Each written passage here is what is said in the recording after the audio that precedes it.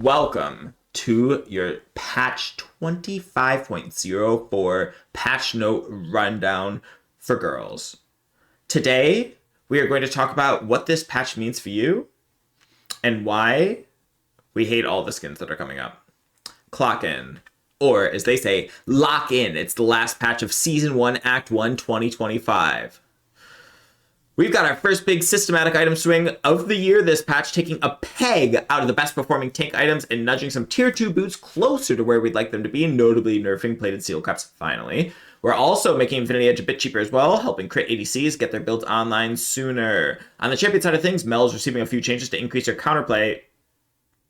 Okay. While Elise and Diana are receiving adjustments to address their role disparities, not to mention another dozen champion balance changes to bring in some outliers. In addition to the usual balance changes, we've also got some mysterious mass justice heroes dropping onto the Rift. Ooh, a revamp to the honor system.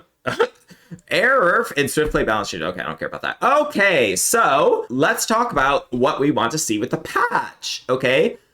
Tank items are a problem, and let's talk about it's Heartsteel, it's Unending Despair, it's Fimbul Winter. These items are annoying. But what is also annoying that wasn't addressed here is bruiser items. I'm sick of HP stacking bruisers. Sundered Sky, Spear of Sojin, and Sterak's Gauge is a disgusting combo. I'm so sick of it. I'm sick of it. You have 3,000 health, you have a 500 health shield, you have tenacity, you've plated steel caps, and you do so much damage. It's crazy.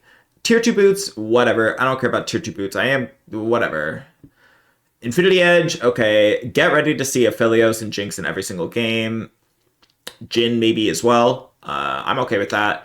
Obviously, Mel is OP, but she's really pretty, so she deserves it. And Elise support's disgusting. And Diana should be buffed. Stop putting queer women down.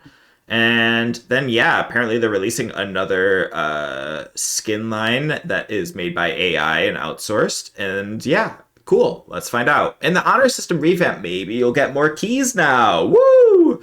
All right, let's check this out. Patch naming. We initially went 25.S1.1 with the hopes of tying patches more closely to seasons. And after a couple of patches, we realized it's not the easiest thing to communicate. So the patch is 25.04. With the last patch this year being 25.24. Wow. Wow. Honor revamp. As of this patch and as of the last 10 years, Honor has meant absolutely nothing. Okay, as of this patch, the Honor system has been revamped to better reflect how players interact with one another. Instead of steadily progressing over a season, unless you're penalized, your honor now updates regularly based on your recent behavior. Our goal with these changes was to make Honor about how you show up and the positive impact you have on your teammates, not just how many games you've played. As always, we want the system to create a safer and more positive environment for everyone in the community, and we believe these changes will help get us there. Period. Now that Honor is a more accurate evaluation of behavior, because they already fixed it, we're tying it to communication privileges and other rewards. Honor 3 now represents neutral players who aren't being disruptive or positive.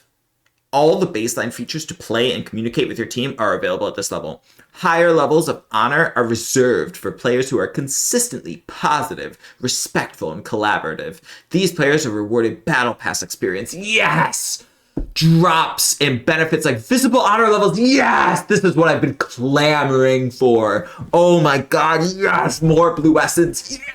Yes. Oh, absolutely. At Honor 5, you'll gain access to ally-targeted pings to call for things like Dearest Karthus' ultimate. Yes, thank you. Meanwhile, Honor levels 1 and 2 indicate an active penalty on your account due to recent disruptive behavior, and as a result, access to rewards and some chat usability will be restricted. Aww. For even more details, check out the FAQ. Honor levels. Cool. Rewards. Cool. So, okay, so now if you're low honored, you just don't get to chat. So they're just taking the chat restriction. They're essentially lightening their load and saying, like, we don't want to do all this chat restriction, whatever. Let's just give it all up to AI. Let our AI honor system handle it so that we can AI chat restrict people who are AI low honor. Okay, great. I don't care. I'm always honor level 5. I want Hextech chests back. I don't see that in the patch. Anyway, Ash. QWR damage increase. Ashe, my queen, has been so weak. After recent adjustments, Ashe is sitting a bit on the weaker side, so this patch we're looking to add the bite back to her frost. That's kind of clever, actually. For the change list, we're looking to give her some more power in the mid-game by increasing her AD scaling on her Q and W, while also giving her a bit more upfront damage on her R. That doesn't really matter. Okay. Q damage, slightly increased. W damage, 10% bonus AD. Okay, that'll matter later. Not really. And, okay. Whatever. AP Ashe, people are cheering. These are AI buffs. And AI came up with these buffs because they're placebo buffs. They don't do anything. Diana, oh, please don't nerf my queen. Uplift queer woman. Diana has quickly risen in the ranks as a juggler, but is currently struggling as a mid laner. She's a mid laner? We're giving her some generally helpful buffs to make her... She's the best jungler in the game. Why are they buffing her? To make her a stronger mid lane while pulling down some jungle mods with the intent of to slightly nerf. I see. We're specifically choosing to increase our early game flat damage as a way to open up non-assassin build paths. Oh, interesting. Right now, Diana's best build path is her mask for mask build, where you just do every mask item. You go Leandries, you go the Omnivamp item, and then you go Bloodletters, and then you have... like every other champion in the game, 4,000 HP, and you one-shot everybody. Isn't that great? Cool. So her passive monster damage is down. Oh my god, that's almost a 33% cut. That is serious. Q Crescent Strike damage is up by 10. Yes! Oh, thank god. 30% decrease on my monster damage, but I get that extra 10 damage. Yes! Yes! W, maximum damage is up by 6. No way! Yeah! Oh my god, yeah! Mid lane Diana's so back. 6 damage? You're gonna win that trade. Ooh, yes! Oh my god, every time I play mid lane Diana, I'm like, god, I need 6 damage to kill the Yone who's just one-shotting me across the screen. Why didn't I just have 6 damage on my W? Oh god, finally. Period. Oh, great. Echo. I forgot this champion's real. Echo's currently sitting a bit weak in both the jungle and mid lane, so we've got some timely buffs to help him out. We've got some extra base damage for his Q, which should help him shave seconds, clearing jungle camps and minion waves without needing additional power from items. I actually noticed that extra seconds do matter in the jungle. And they're buffing his damage. Okay, this on the other hand is actually a nice buff because it's just 10 damage. You're not nerfing his monster damage, so his clear is just gonna be faster. You do go Q second. This is nice. Elise, if I ever see this champion in the support role again, I will tweet at League of Legends awful, awful, awful, hateful things about all spiders who've ever existed. Elise jungle was quite weak at the start of the season, but recent buffs to Dark Harvest and Electrocute have brought it back to viability. However, Elise support has taken over and she's a bit too strong overall, so we're removing some of her support one-shot potential and buffing her sustained spider power so that she's a leg to stand on. So, well, how are they going to do this? W damage down 20%. W damage down 20 base at max, but you don't max this. You max Q. And 20% AP ratio. Whoa! W cooldown in your spider form is down. That's very nice for jungle. And the attack speed is up. That's also very nice for jungle.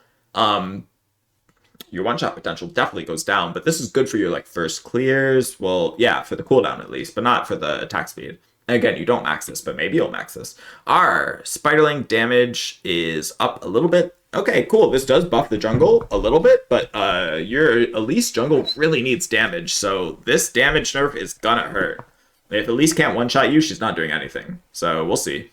Maybe she'll do the mask for mask build and then just become another champion just like everyone else, right? Gangplank. Well, okay. Gangplank's been avoiding his oranges. This is a placebo buff. This doesn't mean anything. They had an AI make this Gangplank buff. Whatever. Wait. Passive damage decrease. Wait. Yeah, this champion's OP, right? Every time I see this champion, he's either like playing support and doing more damage than my Syndra mid, or he's just he's like playing ADC or mid and he's 08 and he doesn't do anything. He's a cannon minion. So I don't like that volatility. Hui is currently painting L's for his opponents, especially when it's a high-skilled player holding the brush. That's cute. As a champion that benefits from flexibility to adapt to all situations, we're looking to reduce how well he can optimize his laning phase. Okay, so his passive damage is down 5% AP, sure. His QW, is QW the one that goes into the Rumble ult? Is QW the Rumble ult? And then WE, I don't think anybody has ever used this before. QW is the isolation snipe. Oh. Okay, yeah, QW does a lot of damage. Like, Hui's main combo is like, he hits you with the E, well, either the fear or the circle that draws you in, or the claw. The claw is the best one, and then you ult, and then you QW on top of them. So they're taking the damage down early, but it gets up to the same value. So essentially, so far he's really, and he maxes this. So he's only losing 5. I don't think QW is the problem. I think the problem with Hui is that he's just an uninteractive laner. He's one of those champions that shoves the wave and then you just kind of forget about it and walk somewhere else and you can't punish him. So that's annoying. And then WE Stirring Lights, I don't think I've ever seen anyone use this ability. Everyone always uses the move speed one to walk away or the healing one, but maybe some people do this for damage. I don't know. Cool to see this nerfed. Jace, this champion's broken. We've got a pretty straightforward change for Jace this patch. Last patch, we raised the attack speed cap. We missed increasing his W to match. Okay, so that's a buff. Callista, W damage decreased. Okay, they're nerfing this because of pro play, so it doesn't even matter. I've never seen a Callista in my life, and I never will. So I don't care. Kog'Maw, this champion's not real. Kog'Maw sits at pretty high win rates due to being easy to play and always having room for counterplay. However, he's winning a bit more than is fair right now, so we're delivering a small tap down. This is crazy, by the way.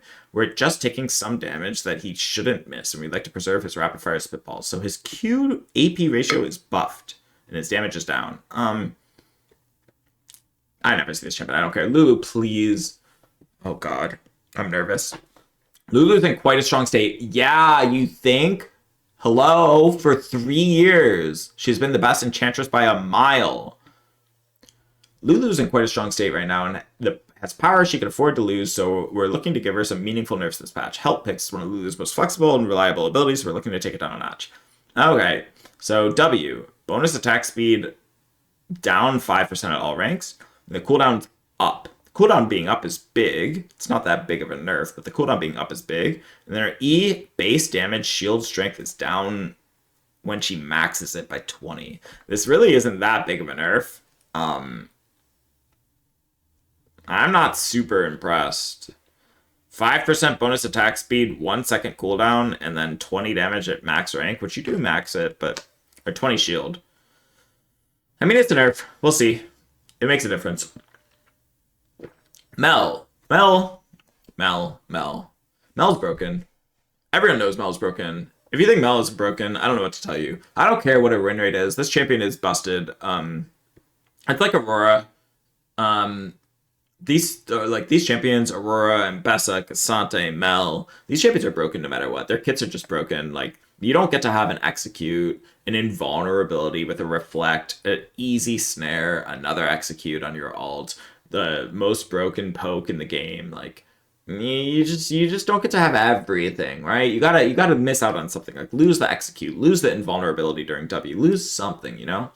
Mel has been very popular both to pick and ban. We believe Mel experiences just a little too much safety for opponents to effectively punish her due to her range and ability duration. So to correct that, we're lowering her Q range and speed, W duration, and early E root duration to make her more assailable target. At the same time, we're returning some of her ability to scale into mid game with some added damage to E and R while lowering the damage value of W. Okay, so cast range down, projectile speed down. This is nice. That's the annoying part. W duration down, that's helpful. Mana cost is up. That doesn't matter. Mana is not a real resource in League of Legends, obviously. And the reflected damage is down. Okay. E, Solar Snare. Okay, half a second off early. That's nice because she does not put points in this until later. And the damage is also down. Oh, no, the damage is up. And the AP ratio is up. Okay. And then our AP ratio is up. Sure, whatever. This champion, I mean... they're going to have to do something crazy to really make this champion not frustrating to play against. And it is really something that Riot has become good since they started letting AI take over their company. They are just like sticking some random phrase into an AI skill generator and it just pops out execute, reflect, invulnerability, snare, range, unkillable, pretty, sexy, and you get Mel. So, yeah, I don't know. Who knows what we're going to do? This champion's crazy. Make it only reflect one single projectile? That's not bad. Or like Braum Shield. Yeah. Alright, Nautilus. Q damage increase. What? Nautilus's power level is sinking. Especially in solo queue. Oh, this has got to be AI. No, there's no way. There's no way that I had to suffer when I was a sport main 6 years of Nautilus. Okay, this champion has always been the best champion in the game. And he's not even bad. He's not even bad. Are you kidding me? I mean, this is a placebo buff, but like, why are they even acknowledging the fact that he's weak? What? Like, let Nautilus die. Oh, this is an AI buff. Scion, base armor and health regen increase. This champion is weird. Scion's not in the best state at the moment. We're about, I don't, okay, cool. They're buffing him. I don't know, sure. Teemo, this champion's also not real. I'm not reading that. Warwick's actually doing just fine. I don't know. Warwick's sexy, so yeah, buff him. Yasuo hasn't been able to find his stride recently, so we're just here to put some wind behind his metaphorical sails. We'd like if Yasuo players are more willing to buy early crit chance, so we're softening his crit damage modifier. Cool. Well, that's pretty nice. I will say, I don't even hate Yasuo anymore. I used to hate Yasuo. I used to be a Yasuo hater, certified Yasuo hater, but if you're really hating on Yasuo in 2025, I don't know. You gotta see some of the champions that they've put out. Like you haven't laned against a Cassante. You haven't had Yone one-shot you from across the screen and then buffer some CC with his E and get out for free. You haven't had Modern Akali in your face with one item one-shotting you when you have MR. You know what I mean? Like, you just, like, yeah, who cares about Yasuo anymore, right? Furry gets a pass, obviously. So, sure, buff Yasuo. And anyway, make him so he can't buy stupid... The thing I hate about Yasuo and Yone is when they go tank. I'm so sick of them going tank. Anyway, so nerf tank items. Abyssal Mask. Well, though Abyssal Mask is doubly situational, both needing MR and other magic damage teammates, it was overbuffed at the start of the season. It doesn't need to be quite so good. Okay, so they're nerfing the only one that's a gay tank item. Love that. Fimbulwinter. We've had Fimbulwinter on our radar for a while. Okay, well, did your AI not tell you to nerf it until now? Like, I don't get it.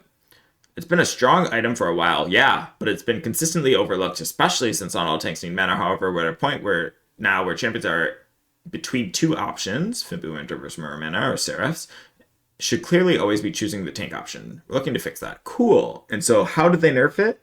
The shield does not scale based on level. It's not that big of a nerf. 30% less shielding? Maybe it is that big of a nerf. I can't really tell. They say 30%. I don't know where they're getting this number. Whatever AI calculated this number, like, sure. But, let's say you're level 9, so you would have gotten 140 shield plus 4.5%. Now you're getting 100 plus 4.5%. I don't see how that's a 30% decrease getting 40 less shield. But, they're the ones with the AI math plugin. Heartsteel. While very popular and the current poster child of frustrating tank items, yes, we don't believe Heartsteel is actually quite as powerful as its reputation may suggest. Please nerf the damage. The nerf here is meant to be fairly small as a result. That said, the high-end snowball cases for this item can get out of hand, so we're specifically going after the best-case scenarios where it gains over 1,000 bonus HP. Colossal consumption max health, 10% of damage, 8% of damage. What? This is just lowering the damage? Okay. I don't know. This thing's damage is too high. I don't care if somebody buys this item and has 20 trillion health, right? That's fun. I care that they walk up to the ADC and proc it, and it does 800 damage on the proc. That's exaggeration, obviously, but you know what I mean? It's annoying, and laden on top of all their other abilities, a tank is all of a sudden one-shotting an ADC with 5 tank items. It's annoying. Infinity Edge. Okay, they're 150 gold cheaper. ADC builds take a bit too long to get off the ground at the moment, so we're shrinking their most built item, Infinity Edge. Okay, but it's 5 AD off. This is really nice. Super, super nice. Who cares about 5 AD? You care about the crit multiplier. This doesn't matter. Great buff. Mercury treads. Oh my god, these are so... I hate building this item. I build boots, I build MR, and then I'm like, 1,000 gold. You still have 1,000 gold. You have 1,000 gold lying around just to get tier 2 boots. But like, I have to buy them, right? Because they have Leona and 10 other CC champions. It's so expensive. After making several balanced passes at the tier 2 boots, we've gotten them to a point where they're appropriately competitive with legendary items. That said, we've got minor balance outliers within the boot space itself. First, Mercury Treads, which is the weakest tank footwear. We know 50 gold doesn't sound like boots, but boots are small items. Okay, this is a big change. Cool. Tabbies. Tabi. As Merc Treads are getting a bit stronger, Steel Caps are getting a bit weaker. Obviously, they're OP. Since they're currently the strongest boots in the game, obviously. And this has added the benefit of being a very small buff for ADCs. Cool. Okay, sure. Nerf this. Symbiotic Souls. If I see Cho'Gath mid with Shirelias with Symbiotic Souls one more time, I'm gonna lose it. Okay? I don't want to see it. Oh my god, they're buffing it. I'm gonna lose it. They didn't nerf Cho'Gath this patch. Symbiotic Souls are the worst performing boots in the game for most players, so they're deserving of a buff. We're a bit cautious here, only giving 5 move speed. We'll keep an eye out. Oh my god. Oh, it's over. Unending Despair. Okay, like reading this patch notes, my despair is unending. Unending Despair was the strongest tank item in the game before season start, but players hadn't really caught on. Now that it's generically purchasable with both armor and MR, players are flocking in and identifying that it is indeed very, very good, as the intent was to push the item more towards health stackers, which is everyone in the game. We're continuing on that trend, making it still great for champions who stack bonus health and less of a generic tank item. Cool. Anguish. This is the healing from the damage dealt? Or this is the damage dealt. Okay. I just nerfed 8 to 15 damage, but their AI calculated that's a 10 to 15% nerf, so it's all good. All right, whatever. Atakhan. Well, before I read this, I see the same Atakhan every single game. I'm sure most people see the same Atakhan every single game. I hope this changes. In this patch, we've adjusted Atakhan's form spawn rules. Cool. To better reflect how bloody a game feels with what form Atakhan takes on. This also includes accounting for differences between what a bloody game looks like in solo queue versus pro. Early lane trading. Pro play features more aggressive early lane trading, and champions simply have less health early anyway, so small amounts of damage represent greater bloodiness. Therefore, we are increasing the impact of early game PvP damage on bloodliness scores to a greater degree. Okay, it's doubling, which, by the way, we have no information about any of this. I don't know if... I don't see the numbers. There's no tracker in the game. They've never revealed a formula, and whatever. Diminishing kill score. Functionally, so long as enough kills happen, the game feels bloody and lively. This means that first few kills are more significant than subsequent ones. First few kills per game grant significantly more points, diminishing with each subsequent kill. Tower dives in particular are extremely high tension moments, and therefore tower dive kills grant multiplicatively more points. Threshold recalibration. Because these adjustments change point values significantly, we're adjusting the threshold. Thank you so much. What is the threshold? How many points do I get? What AI is calculating this? Why don't I have access to it? Why don't you show me how much damage counts and how much kill counts and then the threshold? Because you can tell me all day that you're recalibrating the threshold and that the threshold is to try to better match these new expected values. You're adjusting the threshold. Okay, cool. That doesn't mean anything to me, okay? I don't have access to your AI calculator. My bad. Clash schedule. They're not doing Clash anymore. Clash is dead. ARAM, I don't know. Stop doing what you do on ARAM. ARF isn't real. Swift Play isn't real. Mythic Shop isn't real. Bug fixes. It seems they haven't addressed the bug where they removed Hextech chests. I don't see that anywhere. They must not know about that bug. Holy moly, what is all this? Upcoming skins. Mask Justice Lucian. Mask Justice Senna. Mask Justice... Wait, is this just Project? Hello? Isn't this just Project? Doesn't Lucian already have a Project skin? Doesn't Senna already have a Project skin? What is this? Are these like Power Rangers? I don't get it. Anyway. Yay! Kills less than bloodiness squared equals x over 4 times 7. And solve for x. Give me another... They haven't found the bug where Yumi's in the game? True. The only one's okay in game. Yeah, this one looks cool. Well, anyway, my overall feeling is that I'm not super impressed.